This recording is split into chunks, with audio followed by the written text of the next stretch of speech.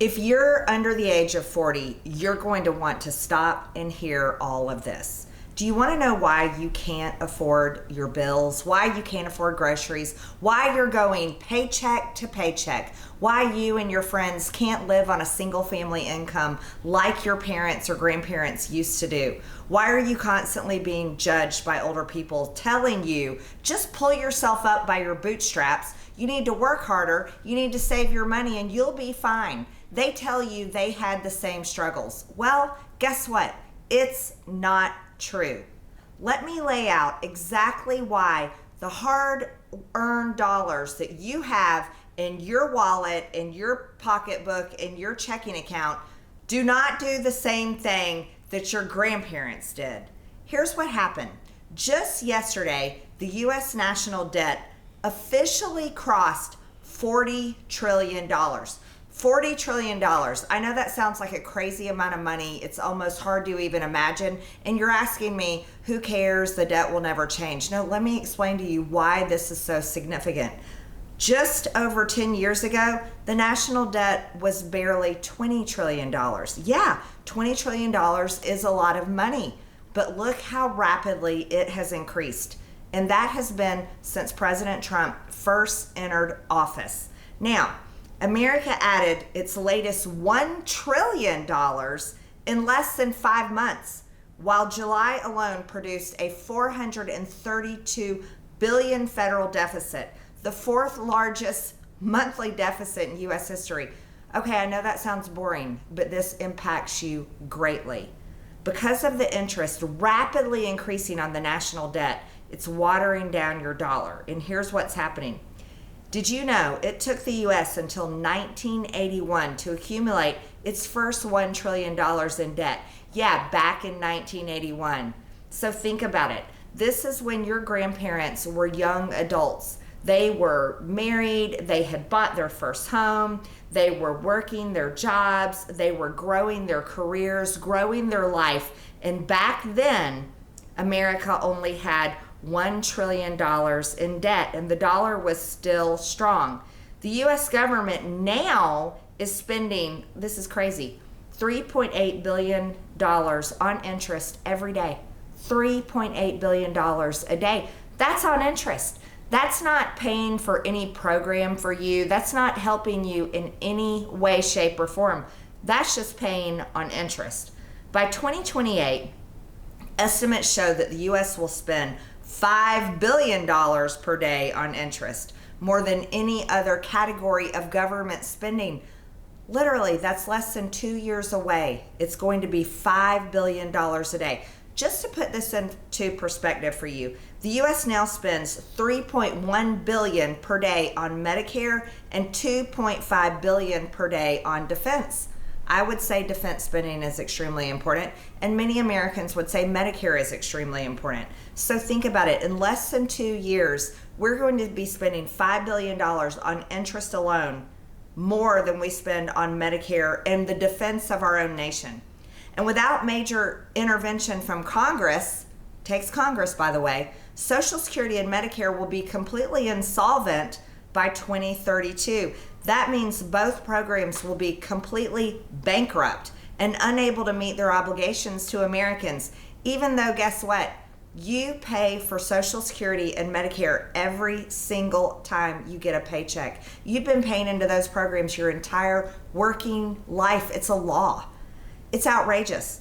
And just yesterday, my friend Thomas Massey just posted that the amount of interest we are now paying is $4,000 per year per American. So each one of you watching this video, you're spending $4,000 a year on interest on our national debt. That's not anything that benefits you personally or your family. As a matter of fact, this is how bad it is. A family of 4 owes $16,000 per year for nothing but interest on debt. I can't imagine how bad that is because I know how much you're spending on health insurance. Most families of 4 can barely afford health insurance these days, let alone being forced to pay that much money in interest on debt. It's gone too far. So here's something you should understand. What is Congress doing? Well, just this year, On March 18th, 2026, the U.S. House of Representatives voted 211 to 207 to reject a joint resolution that would have proposed an amendment to the U.S. Constitution requiring a balanced federal budget. Think about that. Congress, your representatives, each of you have a representative that you send to the House of Representatives to represent your interest, literally this year failed to pass a resolution to balance the budget. They failed to do that. Why did they fail? You're saying, well, wait, 211 to 207, that sounds like it passed. No, it didn't pass because it requires 2/3 of Congress to pass anything that amends the Constitution. Now, ask yourself, why would Congress refuse to force themselves to pass a balanced budget every year? It doesn't make sense. And I'll tell you why. They don't care to. They literally, not only did they vote and fail this resolution to create a balanced budget amendment, they proved to you that they refused to do it by refusing to vote for that. So if you haven't gotten mad enough at Congress, you should be really mad now, because they proved to you in actions, not their words, they proved to you in their actions that they literally refused to balance the budget. It's unthinkable. Now, here's what I would say to that. I would say members of Congress should not be eligible to run for Congress again if they cannot balance the budget. They prove themselves to be irresponsible and incapable of handling your hard-earned tax dollars if they refuse to do that every year. So why should they be allowed to run for Congress again? But guess what? That would require Congress voting to make that a law. And I can tell you right now, they would refuse to do that as well. Just like they refuse to vote on the term limits bill every single Congress. Every single Congress, there's a term limits bill that would limit how long they can serve in Congress. They also refuse to vote on that one. You guys should recognize that Congress literally refuses to do anything right. Now, it's not just Congress, though. The budget, the federal budget, also involves the president himself, because every single year, the president, working with his administration, sends to Congress, the House and the Senate, and requests a budget. They set a number. The president sets a number. His staff at the White House helps him, and they set a number that they are requesting Congress to spend the American people's tax dollars. So it's not just Congress, it's also the president that is responsible for the massive $40 trillion national debt. Here's something that I really think you guys should think about. Let's talk about who you are. So if you're a Gen Zer today, your grandparents were basically you back in 1970. So back in 1970, baby boomers were either finishing up high school, going to college. Sadly, some of them had been drafted to the Vietnam War. Many of them were working jobs. They were getting married, starting families. A lot of them were single. So many of them were you back in 1970. You're not going to believe this. Since 1970, the US dollar has lost about 87 to 88% of its purchasing power. That means that $1 in 1970 has the same buying power as roughly $8.61 today. So now, is it really the same as it was for your grandparents back then as it is for you today? No, it's not, because the dollar has lost its value. Why did that happen? Well, in 1971, President Nixon took the dollar off of the gold system. That meant that the US dollar was no longer backed by gold, and that means that the Treasury started printing more dollars that weren't supported by gold back then all the way up until today, printing more and more and more money, which has watered down the value of our dollar. And the national debt that continues to go up and up and up causes inflation, which also erodes the value of the dollar. So no, it's not the same. Now, here's something else you should know. The national debt back in 1970 was $371 billion.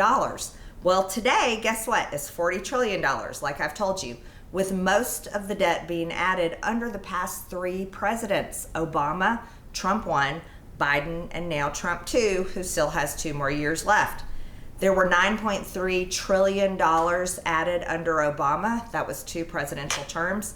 $8.4 trillion added under Biden. That was 1 term. $11.6 trillion across Trump's 2 terms so far. Remember, he has 2 years left. Okay, how did they add all that money? Well, here's some of it. The COVID pandemic borrowing accounts for a significant portion of Trump's first term and Biden's term. COVID was responsible for $5.6 trillion added to our national debt through 4 major pieces of legislation. The first one was CARES Act. That was in 2020. That was under President Trump. I wasn't in Congress then, so I wasn't able to vote for that. But I do remember one person, one Republican, who voted against it, and that was my friend Thomas Massey, who I can remember cheering for him before I ever got into Congress. So thankful that he voted no to that massive spending bill, because why? The government shouldn't have shut us down in the first place. Well, the second big spending bill under COVID was the American Rescue Plan in 2021. That was under President Biden. I was in Congress then. I voted no to that one. Then there were 4 bipartisan supplemental legislation spending bills in 2021 and 2022. I voted no to all of those as well. So remember, all COVID spending, this is important, all COVID spending by the government and bailout legislation happened. Why? Because the government shut us down. It shut down the economy. It shut down trade and commerce. And a government literally stopped you from being able to work, live your life, educate your children, and can carry on. Now, some of you still think that was necessary. For many of us, we think it was completely unnecessary, and we believe that the people that were most fragile during that time, which was elderly people, obese people, people with pre-existing conditions, we believe they should have stayed home and been protected while the rest of us went to work and kids went to school. Kids had very little risk, and most of us healthy working adults had very low risk. COVID was a flu. Guess what, though? It was funded by U.S. tax dollars, and it was created in a lab. So there's another piece there, another place where government is responsible. And the whole purpose was they created this virus so they could experiment on vaccines. And then oddly enough, the government comes forward and forces everyone to take the vaccine. It's outrageous what the government has done to us. Hey everyone, this is Marjorie Taylor Greene, and I have read so many stories online where people are using ivermectin cream 1.5% to get rid of all types of skin conditions. And so I ordered this ivermectin cream, it's 1.5% from allfamilypharmacy.com, and Brian had this little spot on the side of his nose that no matter what we put on it, it would not go away, would it? Yeah, and the dermatologist was like, it's something, we don't know what it is, but just keep moisturizer on it. The moisturizer didn't make it go away. Nothing was making it go away. But as soon as I started using this, I would probably say after the 4th day of putting it on once a day, it literally was going away. Yes, and so it hasn't even been a week yet, and this little spot that he has on the side of his nose is nearly gone. And so I'm telling you this because it's really incredible, and there's so many great stories. People even treat skin cancer with ivermectin cream, and you can get yours at allfamilypharmacy.com/MTG. Use my promo code to get 10% off MTG10, promo code MTG10 at allfamilypharmacy.com/MTG. Now, what other spending has caused the national debt to go up in recent years? Well, it's been war. Since 9/11, war, foreign wars, not wars protecting our homeland, but wars fought in foreign countries, many of them in places you can't find on a map, have added approximately $8 trillion to the U.S. National debt. $8 trillion in killing people and bombing cities and blowing up things and blowing up people, but having nothing to do with our own border on our own homeland. It's a lot of money. So over the past 25 years, between foreign wars and COVID, a virus created in a lab with our tax dollars, the U.S. has added approximately $13 trillion in national debt. So, no, young people today, no, Gen Z and millennials, you're not on the same playing field as your grandparents were in 1970. Not at all. As a matter of fact, I'd say a lot has changed, and it's made things more difficult for you. Yeah, well, some things, modern conveniences, are easier, but it's still not the same. The biggest problem is the amount of our national debt, the amount of government spending, which Congress refuses to stop spending, and the lack of any type of effort by our government leaders to rein in that spending is why your dollar today doesn't go near as far as your grandparents' dollars did years ago. And that's changed the ability for you to have a lifestyle the same as your grandparents did. Your grandparents, many of them, not all of them, but many of them could raise a family on a single income. They could do that because their dollar was stronger. Their dollar could buy more. Their dollar could do more. Their dollar could go further. Today, most of you, not all of you, but most of you cannot survive on a single income. It takes two incomes, which also increases more spending. It means that you're spending on daycare, you're spending on babysitters, you're spending on childcare. It also means that when both of you who have worked all day come home at night and you've got children at home, you're exhausted, which means that you're eating out more. It's harder for you to cook at home. It's harder for you to provide that same home lifestyle that your grandparents were able to provide under a single family income. So much has changed that it impacts the home directly. It impacts you directly in your personal lives, and it also impacts your quality of life. So that's why I believe it's completely unfair. And I know it sounds wonky to talk about the national debt and it's something that's completely out of your control, but I'll argue back with you. It's actually under everyone's control because every single election matters. Now, here's been my argument for a long time. Both parties have done this. Both the Republican and Democrat Party have done this to America. Both the Republican and Democrat parties refuse to change anything in order to fix these problems. As a matter of fact, they just want to keep carrying on causing the same problems. They refuse to change nothing. So what does that mean for you? Well, that impacts, do you keep voting for the same people that keep creating the problem and digging the grave deeper and deeper and deeper into national debt, weakening our dollar to the point where it can hardly afford anything anymore? Or how do you change it? Well, you're up against your grandparents, I hate to say it. Your grandparents who are glued to the television set and continue to vote for the same people that have created the problem. The same people that go to Congress and refuse to pass a balanced budget amendment, the same people that also refuse to ever leave office. As a matter of fact, they'd rather die in office instead of retire. And that's a serious problem.